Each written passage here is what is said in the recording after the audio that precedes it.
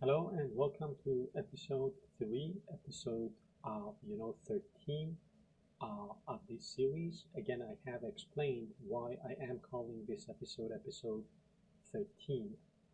Just go ahead and watch the first episode if you want to know the reason.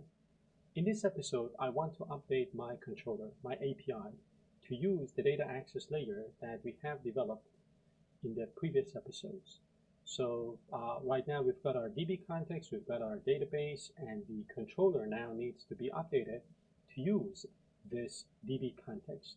So basically what we are going to do is to replace the memory hard-coded list of patients with some queries to fetch data from our database. We are going to make our CRUD endpoints in our controller using SQLite database. Now, this is the controller that we are going to develop. We have this controller already. We need to make some changes, right? So basically we are injecting our DbContext, and then we are creating different endpoints. Like for example, get. Get is going to get the patients using the context from our database, and then it's going to return it. Then we've got, for example, get by ID. If you're a little bit familiar with how APIs work in ASP.NET Core, you already know this code. If that's not the case, I highly recommend checking out some of my other courses on the channel about developing APIs.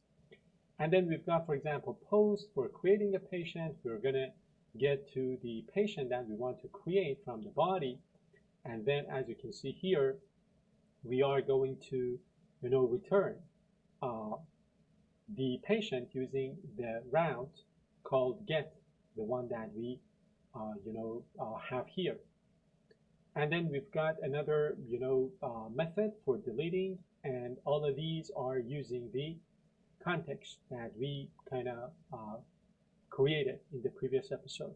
Then we are going to remove the hard-coded list of patients. We are going to run and test the database and the data access layer using SQLite and our DbContext. So let's get started. I'm on a new branch, as you can see, branch of episode 13. Let me go to my controller. This is the controller that I have right now. It is using the hard-coded list of patients. I'm going to get rid of this code now, and I am going to write the new version. So injecting the DbContext, and then creating the action methods. The get is going to return patients. We can also return DTOs. This is again a potential topic for the advanced series to kind of separate our different concerns, the DTO and the entity classes. Also, we can have our validation rules implemented using Fluent validation. Right now, the validation rules and the validation messages are inside of the entity class, which is considered a bad practice because we want to keep our entity classes as clean as possible. So again, the delete is going to use the DbContext to find the patient in question. It's going to remove it. It's going to save the context. It's going to return no content.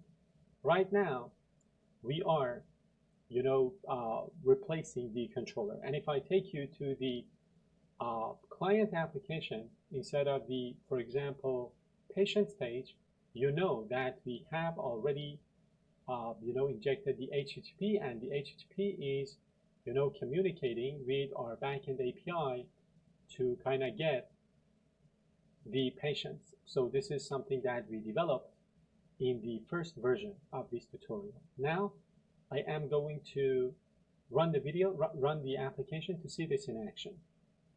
So the application is running now, and if I go to the patients page, I see the patients loaded from my database, from my SQLite database file using the controller. And these two records are coming from the database now. So we have fully replaced the data access layer of the application. We have moved from a hard-coded list of patients to a database file with a table which is providing the data that the application requires. And this is it for this episode. This is the wrap for this episode. I hope you've enjoyed watching it. It was a rather short one, and I'll see you in the next one.